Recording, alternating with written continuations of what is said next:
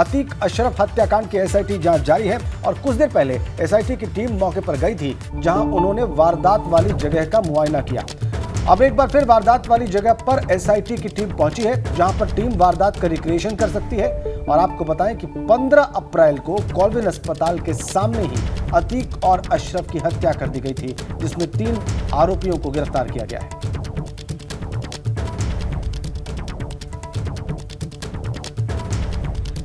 तो इस वक्त की आपको बड़ी खबर हम बता रहे हैं कि अतीक अशरफ हत्याकांड की एसआईटी जांच जो है वो जारी हो चुकी है और कुछ देर पहले एसआईटी की टीम मौके पर ही मौजूद थी और जहां उन्होंने वारदात वाली जगह का फिर से मुआयना किया, रिक्रिएशन करने की कोशिश की। अब एक बार फिर वारदात वाली जगह पर एसआईटी की टीम पहुंची है, जहां टीम वारदात का रिक्रिएशन कर सकती है। और बता दें कि 15 अप्रैल को कॉल्विन अस्पताल के सामने की ये अतीक और अशरफ की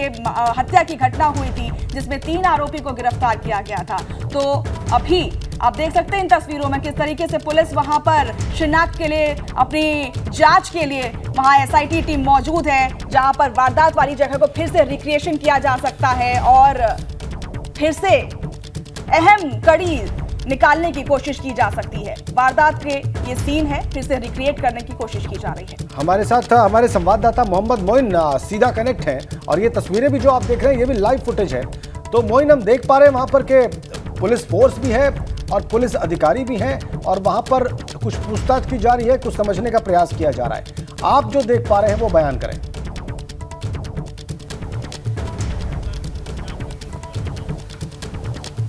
जी बिल्कुल, आपको बता दें कि इस वक्त मैं घटनास्थल पर ही मौजूद हूं और तस्वीरों के जरिए आपको दिखाना चाहता हूं कि अतीक और अशरफ की हत्या के लिए जांच के लिए जो न्यायिक आयोग गठित किया गया था, वो न्यायिक आयोग घटनास्थल पर पहुंचा है। अब से तकरीबन 1 घंटे पहले ये टीम प्रयागराज पहुंची हुई थी। प्रयागराज में सर्किट हाउस में न्यायिक टीम के जो सदस्य हैं उन्होंने पुलिस अफसरों से बातचीत की है, उनसे समझने की कोशिश की है कि आखिरकार क्या कुछ हुआ था। और जो आयोग की टीम है वो इस वक्त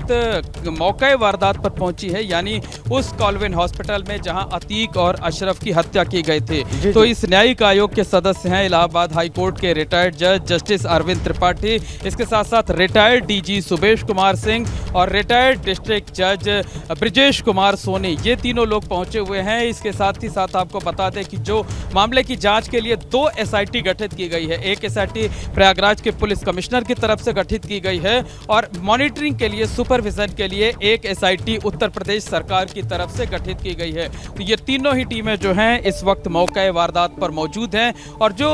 न्यायिक आयोग के अध्यक्ष जस्टिस अरविंद कुमार त्रिपाठी हैं, दोनों और सदस्य हैं, वो बिल्कुल उसी अंदाज में आए, उसी गेट से आए हुए हैं। और सबसे पहले ही आते उन्होंने पूछा कि किस गेट से एंट्री दिलाई गई थी और कहां पर अतीक और अशरफ खड़े होकर के मीडिया को बाइट दे रहे थे। जो शूटर्स थे वो किस तरफ थे, लोगों का मुंह किस तरफ था, यानी एंगल तलाशने की कोशिश की जा रही है कि शूटर्स कहां पर थे, किस तरीके से वारदात को अंजाम दिया गया। ये पूरा जो घटना स्थल पर वो समझने की कोशिश कर रहे थे। और जो प्रयागराज के पुलिस कमिश्नर हैं रमित शर्मा, जो कि मौके वारदात पर, यानी वारदात के ठीक बाद जो है वो यहां पर आए थे, उनको एक एक चीज पता थी। वो और ज्वाइंट पुलिस कमिश्नर आकाश गुलरी टीम के लोगों के को जो है लगातार ब्रीफ कर रहे थे, जानकारी दे रहे थे। और इस बीच आयोग के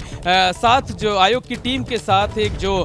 उनके सहायक आए हुए हैं, वो पूरा एक कागज पर मैप बना रहे हैं। मैप बना करके ये समझने की कोशिश की जा रही है कि उस वक्त क्या कुछ हुआ था, कहां से एंट्री हुई थी, कहां पर लोग आए, किस तरफ फाइट हो रहे थे, किस तरफ से फायरिंग हुई, गिरे किस तरफ और उसके बाद पुलिस ने किस जगह से मौके से ही तीनों शूटरों को दबोचा। तो जो आयोग की टीम है वो इस वक्त हॉस्पिटल के अंदर है। दरअसल हॉस्पिटल के अंदर जाकर ये समझने की कोशिश की जा रही है कि जब अतीक और अशरफ पर ताबड़तोड़ फायरिंग की गई, दोनों भाई गिर पड़े, हाथ में हथकड़ी लगाई गई थी, तो कैसे तेजी से स्ट्रेचर लाया गया और स्ट्रेचर ला करके हॉस्पिटल में उन्हें किस जगह पर उनकी जांच की गई, जहां पर डॉक्टर्स उन्होंने ब्रॉड डेड डिक्लेयर किया। और यह भी समझने की कोशिश की जा रही है कि 14 अप्रैल को, यानी वारदात से 24 घंटे पहले भी दोनों को यहां पर लाया गया था, तो किस जगह पर उनका मेडिकल परीक्षण हुआ था, यानी 15 अप्रैल को किस जगह मेडिकल परीक्षण होना था, किन रास्ते से ले जाना था, सही रास्ता था या नहीं बेहतर रास्ता रास्ता नहीं था,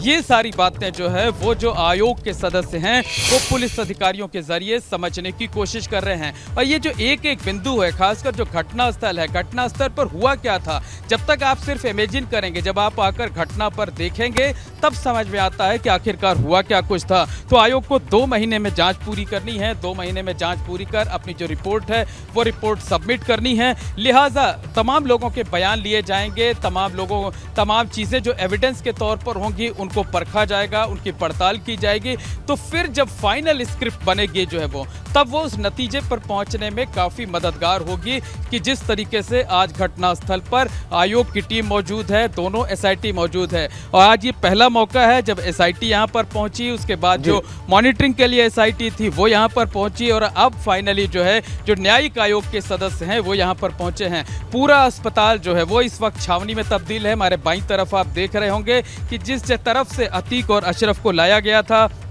उस गेट को अंदर से बंद कर लिया गया है, यानी बाहर से कोई भी शख्स अंदर ना आ सके। और इस तरीके की व्यवस्था जो है वो सुबह से ही की गई थी। सुबह से ही इस गेट से किसी को अंदर दाखिल नहीं होने दिया जा रहा था, और जो मीडिया के लोग अंदर आ रहे थे उनको बाकायदा आई कार्ड चेक किया जा रहा था, जो इनके इक्विपमेंट्स हैं वो इक्विपमेंट्स चेक किए जा रहे थे। बहुत पुख्ता तौर पर पड़ताल कर लेने के बाद ही इस गेट से किसी की एंट्री दी जा रही थी। और अब से कुछ देर पहले आपको बता दें कि अतीक अहमद का एक बेहद करीबी अपराधी आसाद कालिया जिसका नाम है, जिसे कल गिरफ्तार किया गया, जिस पर 50,000 रुपए का इनाम था, उसको भी यहां पर लाया गया है। हालांकि जो जानकारी मिली है उसके मुताबिक आसाद कालिया को मेडिकल परीक्षण के लिए लाया गया है। चूंकि इस वक्त यहां पर न्यायिक आयोग की टीम मौजूद है, लिहाजा आसाद को इस गेट से नहीं बल्कि पीछे की तरफ जो आप सामने गेट देख रहे हैं उस गेट से लाया गया है। बहरहाल जो आयोग के सदस्य हैं, जो एसआईटी की टीम के मेंबर्स हैं, वो इस वक्त जो है वहीं पर मौजूद हैं, अभी हॉस्पिटल के अंदर मौजूद हैं। अब से कुछ देर पहले हम सीधी तस्वीरें आपको दिखा रहे थे कि कहां पर। अब देखिए एक बार फिर से ये जो सदस्य हैं, वो टीम के जो मेंबर्स हैं वो बाहर आ चुके हैं। और जो जस्टिस अरविंद कुमार त्रिपाठी सामने की तरफ आप देख रहे हैं कि वो चश्मा लगा करके खड़े हुए हैं और हाथ में उनके फाइलें हैं, फाइल पर कुछ नोट किया जा रहा है। जो जानकारी मिल रही है, जो कुछ वो अपनी आंखों से देख रहे हैं उसको बाकायदा नोट डाउन किया जा रहा है। और उनके ठीक बगल दाहिनी तरफ आप देख सकते हैं कि जो प्रयागराज जोन के एडीजी हैं भानु भास्कर, वो यहां पर उनको लगातार ब्रीफ कर रहे हैं। और सामने की तरफ प्रयागराज के पुलिस कमिश्नर रमित शर्मा हैं और दाहिनी तरफ ज्वाइंट पुलिस कमिश्नर आकाश कुलहरी हैं। तो यही लोग जो है वो तीनों जो सदस्य टीम के मेंबर्स हैं, जो आयोग का अध्यक्ष हैं और 2 मेंबर्स हैं, उनको जानकारी दे रहे हैं। सिलसिलेवार तरीके से पूरी घटना को बयां किया जा रहा है, पूरी घटना बताई जा रही है। और इस वक्त जो टीम के लोग हैं, न्यायिक आयोग के सदस्य, बिल्कुल उस तरफ से खड़े हुए हैं जिस तरफ से मीडिया के लोग अतीक और अशरफ से बाइट ले रहे थे, उनका बयान दर्ज कर रहे थे। और देखिए ये जो आयोग के अध्यक्ष हैं, ये जो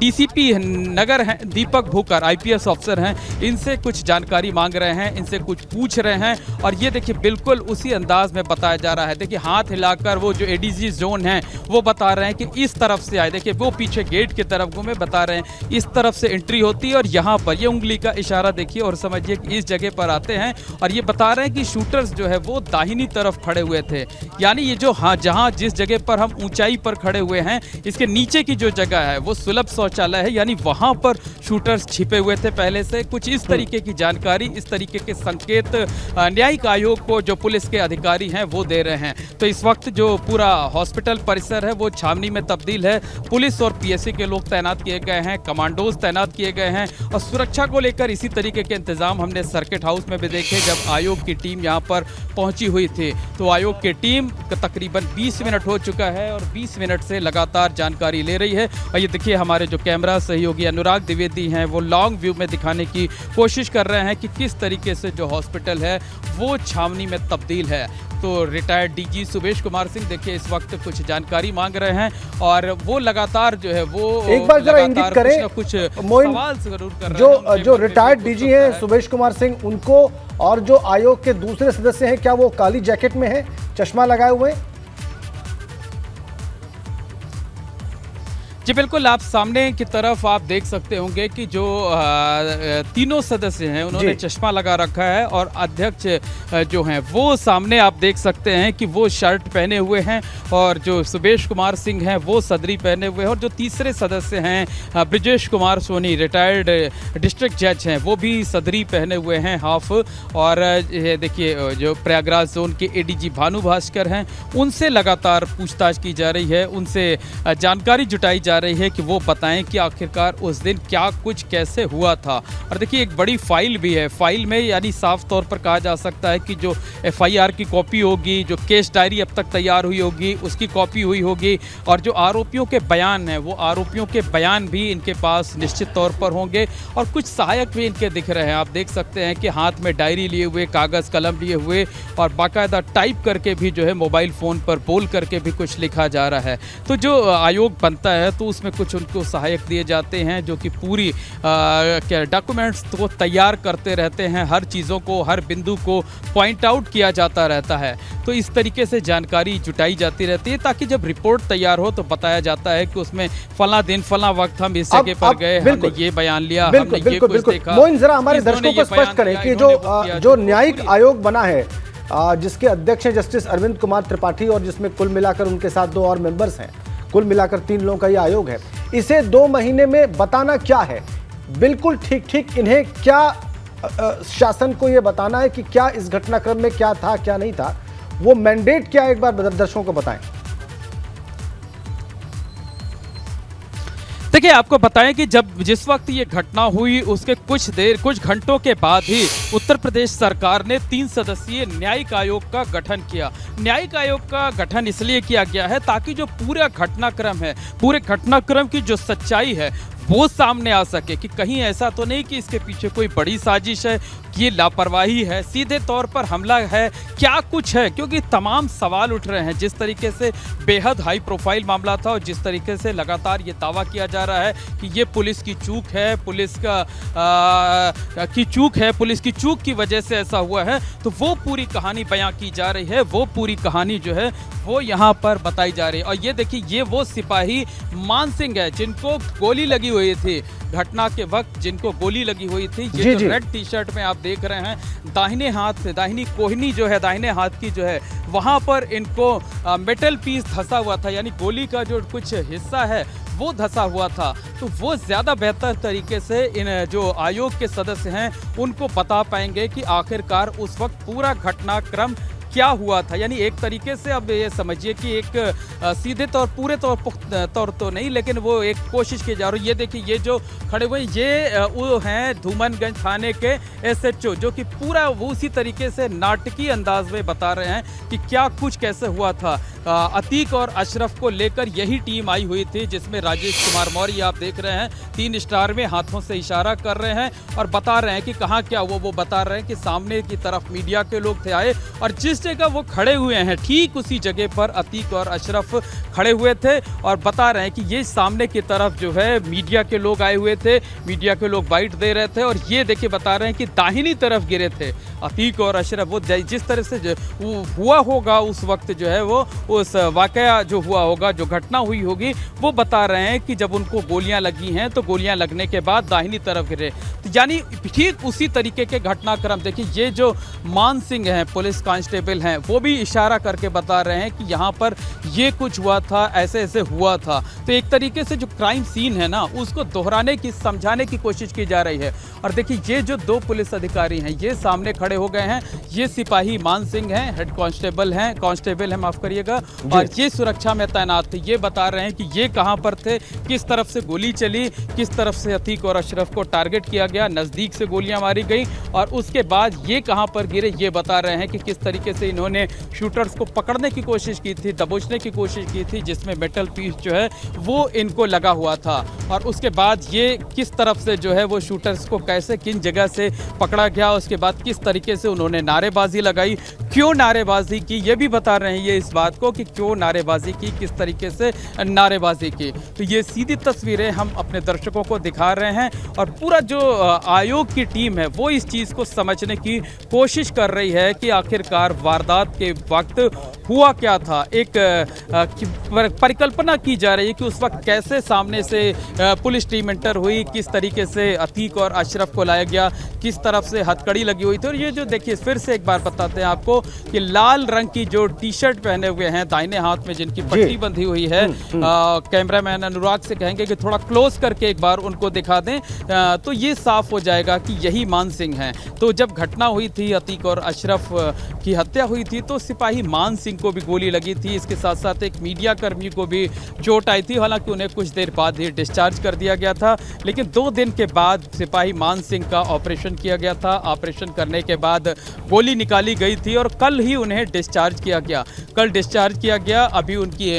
इलाज चल रहा है। लेकिन चूंकि आयोग की टीम आई हुई है, आयोग की टीम पड़ताल कर रही है, लिहाजा जो मान सिंह हैं उनको बुलाया गया है। और उनका देखिए ये जो आयोग के लोग हैं, आयोग की टीम है, वो उनसे अभी कौन बात कर रहा है? आयोग के कौन से सदस्य उनसे बात कर रहे हैं? मान सिंह से इंची टेप देखिए आपको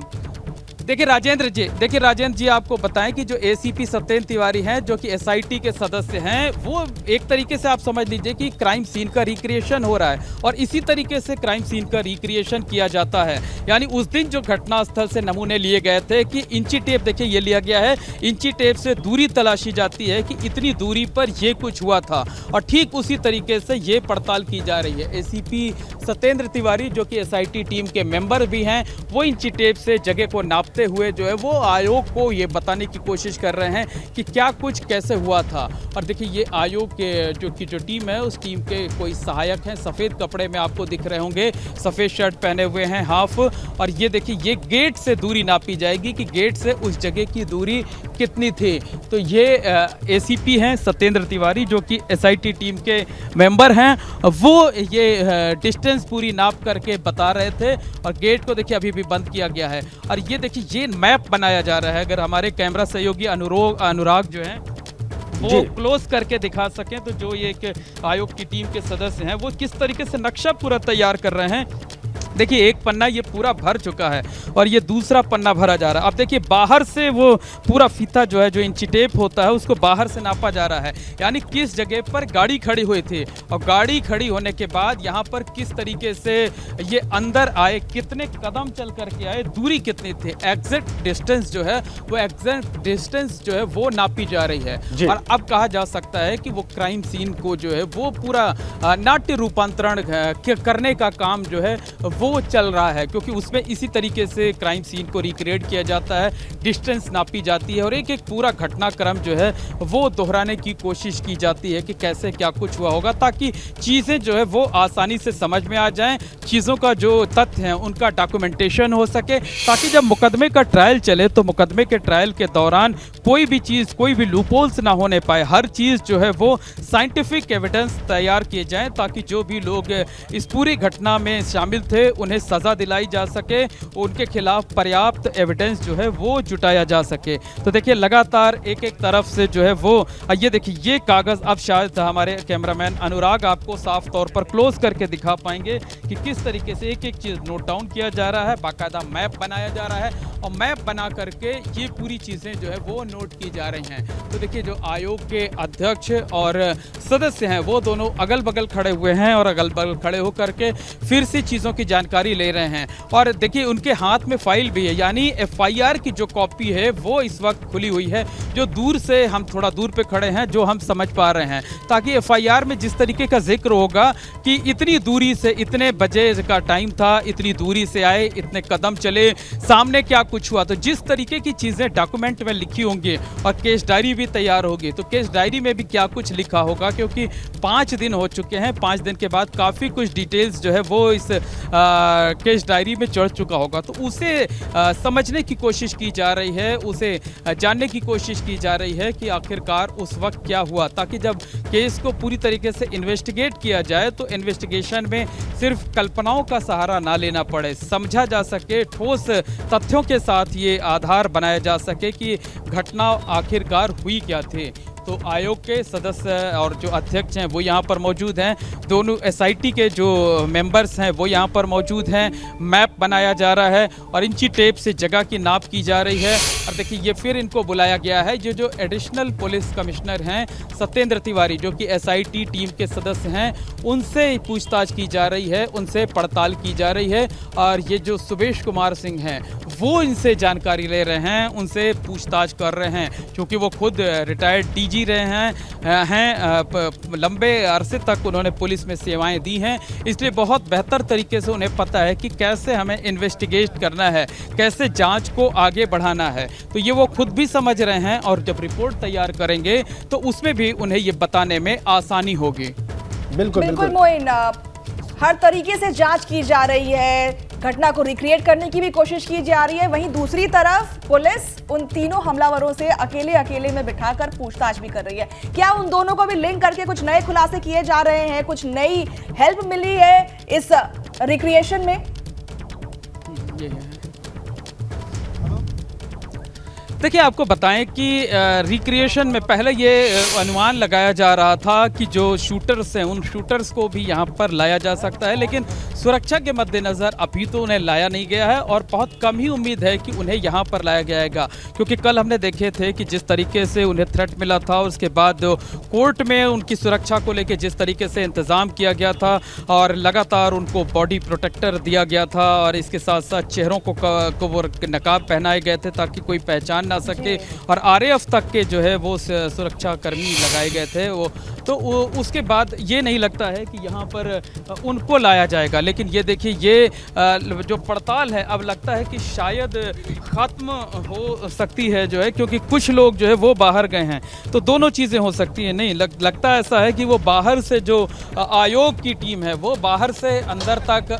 जाएगी और ये देखने की कोशिश की जाएगी कि गाड़ी कहाँ पर खड़ी हुई थी और किस तरीके से जो है इसके साथ साथ ये समझने की कोशिश करी जाएगी कि अंदर कितने कदम लोग चल करके आए थे, क्या कुछ हुआ था। तो देखिए जो मीडिया के लोग हैं उनको बाहर की तरफ बताएं आपको कि उन्हें पीछे किया जा रहा है, उन्हें हटाया जा रहा है, और जो आयोग के लोग हैं वो अभी अंदर पड़ताल कर रहे हैं। तो बाहर भी एक हलचल है, लेकिन आपको तस्वीरें हम अंदर की ही दिखाते हैं, जहां पर न्यायिक आयोग के जो लोग हैं वो जो टीम है पूरी वो यहाँ पर मौजूद है और वो पूरा जो है वो घटना पर क्या कुछ हुआ था जो है वो जानने की समझने की कोशिश की जा रही है। तो बाहर की तरफ भी हलचल है, गाड़ियाँ लगी हुई हैं, लेकिन गाड़ियों से गाड़ियाँ अभी पर कोई ड्राइवर नहीं बैठा है। इसका साफ मतलब है कि अभी टीम जो है वो जाने वाली नहीं है, अभी पूरा जो है वो पड़ताल की जाएगी और पुख्ता तौर पर एक गाड़ी लगी है और जिसमें ये समझने की कोशिश की जाएगी कि उस दिन अतीक और अशरफ को लेकर जो पुलिस की जीप थी वो किस तरफ से आई, किस तरफ से रुकी है और कैसे उनको उतारा गया, उतारे जाने के बाद कितने कदम की दूरी उन्होंने तैयार की, किस तरह से जो मीडिया के लोग थे वो आगे बढ़े थे, किस तरीके से उन्होंने अतीक और अशरफ को रोका था, फिर किस तरह से बाइट ली जा रही थी और किस तरह से मीडिया की भीड़ के बीच में, यानी जो रियल मीडिया कर्मी थे उनकी भीड़ में ये शूटर्स मीडिया कर्मी बन करके दाखिल हुए थे और उसके बाद जो है किस तरीके से यहाँ पर क्या कुछ हुआ था, तो ये समझने की कोशिश की जा रही है। तो रिटायर्ड डीजी सुबेश कुमार सिंह को आप देख रहे हैं कि वो लगातार पड़ताल कर रहे हैं, लगातार जानकारी जुटा रहे हैं। इसके साथ साथ आप देखिए कि जस्टिस अरविंद कुमार त्रिपाठी वो आपको बीच में खड़े नजर आ रहे होंगे और इसके साथ साथ जो तीसरे सदस्य हैं रिटायर्ड डिस्ट्रिक्ट जज ब्रिजेश कुमार सोनी वो भी आपको नजर आ रहे होंगे। तो तीनों मेंबर्स अगल बगल खड़े हुए हैं और लगातार अधिकारियों से जानकारी ले रहे हैं। जो देखिए डीसीपी नगर हैं वो ये बता रहे हैं कि जो सिपाही मान सिंह था, सिपाही मान सिंह किस तरीके से जो शूटर्स थे उनको पकड़ने की कोशिश कर रहा था, किस जगह पर उनको गोली लगी हुई थी। और ये देखिए संभवतः ये जो तीनों सदस्य हैं ये यानी कहा जा सकता है कि जो आयोग की टीम है अब वो यहाँ से वापस जाने की तैयारी में है। तो तकरीबन आधे घंटे का वक्त हुआ है, आधे घंटे में इस टीम ने काफ़ी कुछ तथ्यों को जाना है, काफ़ी कुछ जानकारी जुटाई हुई है। और ये देखिए बिल्कुल जो जानकारी हम दे रहे थे कि ये आयोग के जो पूरी टीम है ये बैठ रही है अपने वाहनों पर और यहाँ से अब ये लोग जाएंगे। इन्होंने ये जानकारी ले ली है, रिकॉर्ड भी कर लीजिएगा। और ये जानकारी जुटा ली है इन्होंने। देखिए आयोग के एक सदस्य पीछे की गाड़ी पर बैठे हैं, 2 सदस्य जो हैं वो आगे वाली गाड़ी जो हमारी बाईं तरफ देख रहे हैं, ये संभवतः इनोवा गाड़ी है, इस पर बैठे हुए हैं। जो पीछे एक गाड़ी है उस पर एक सदस्य बैठे हुए हैं। तो आधे घंटे तक, और ये देखिए पूरा जो रोड है, ये रोड जो पुलिसकर्मी हैं उन पुलिसकर्मियों से पटा पड़ा हुआ है। और ये टीम जो है अब आधे घंटे का वक्त हो गया, आधे घंटे के बाद यहाँ से रवाना हुई। पड़ताल करने के बाद का रिक्रिएशन नहीं किया गया औपचारिक तौर पर, क्राइम सीन का रिक्रिएशन नहीं किया गया, लेकिन वहां पर ये जानने और समझने की बिल्कुल कोशिश की गई कि हत्यारे कहां पर छुपे थे, अतीक और अशरफ को लाया किस तरफ से गया था, और वहां पर असल में दृश्य क्या था जिस वक्त गोलियां चलाई गई 29 राउंड और अतीक और अशरफ की हत्या हुई।